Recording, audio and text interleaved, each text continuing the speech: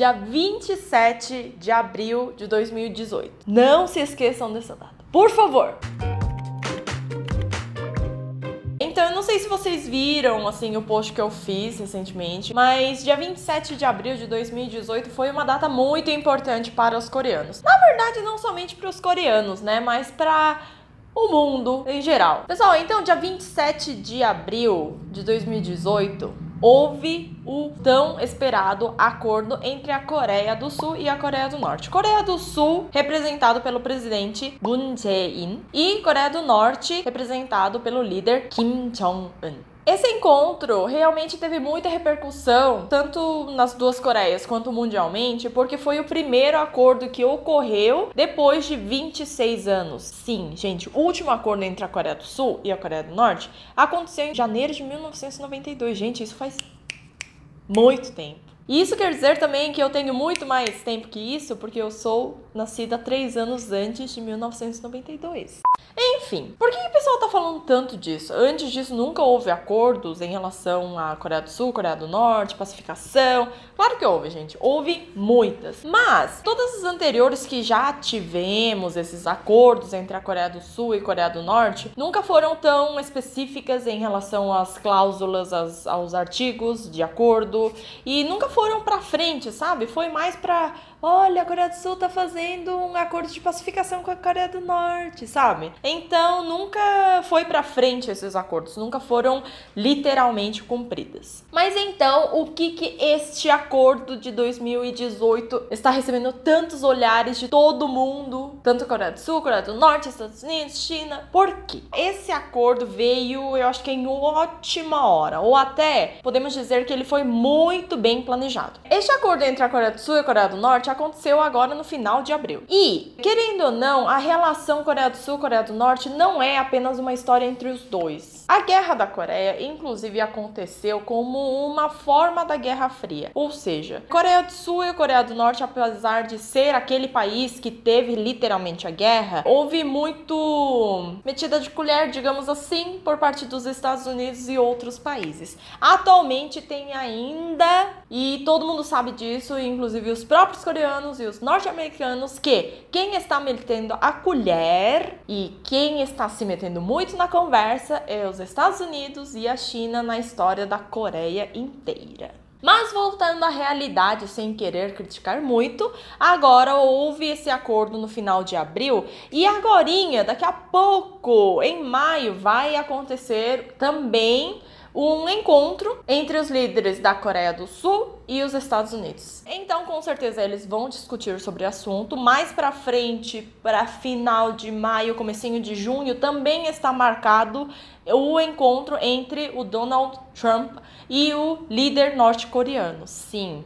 E provavelmente eles vão discutir mais a fundo sobre desarmamento nuclear e também sobre a unificação das duas Coreias. Um pouquinho mais pra frente, ainda em junho, também vai acontecer um encontro entre os líderes da Coreia do Norte e o líder chinês. Então, tudo isso aqui está premeditado, digamos assim, está planejado passo a passo para que tudo dê certo. Ainda neste acordo, os líderes norte-coreanos e os sul-coreanos, eles decidiram que em outono coreano, eu acho que isso cai entre setembro e outubro mais ou menos deste ano ainda, eles combinaram que o presidente sul-coreano Moon Jae-in, ele iria visitar o seu amiguinho Kim Jong-un no Pyongyang, que seria a capital da Coreia do Norte. E também nesse encontro eles querem rever e se estão sendo cumpridas as cláusulas desse acordo agora de abril e tudo mais. Então eu acho que sim, agora vai andar pra frente. E o que esse encontro teve de tão diferente? Por que tantas fotos, tantas notícias? Por quê? Pessoal, os dois, não sei se vocês viram, estão de mãos dadas. Eles estão assim, sorrindo, sabe? Tipo, tão...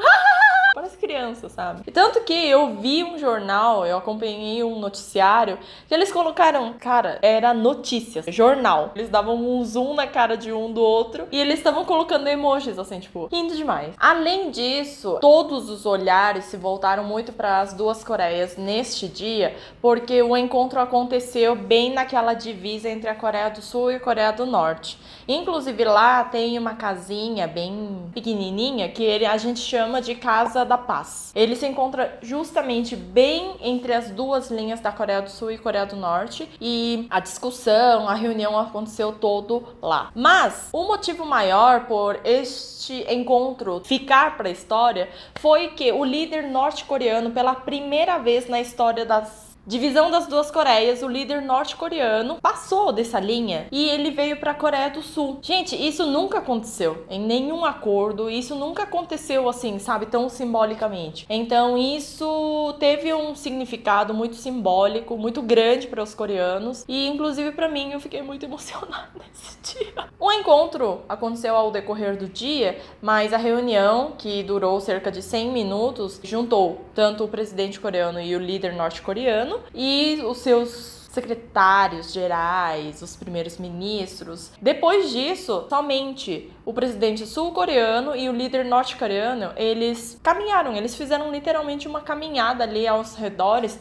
apenas os dois, sem ninguém acompanhar eles, por 30 minutos. Então ninguém sabe assim exatamente o que eles conversaram, tudo mais, mas as imagens mostram que eles tiveram uma conversa muito agradável. Agora, voltando ao acordo, o que teve esse acordo? Esse acordo, ele foi selado por 3 artigos e 13 cláusulas ao total.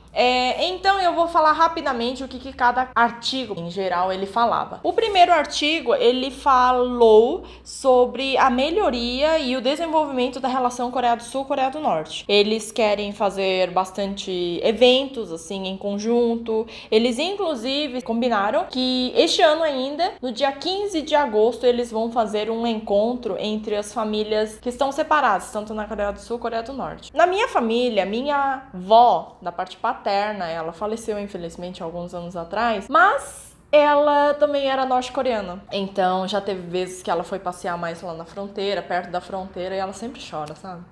E,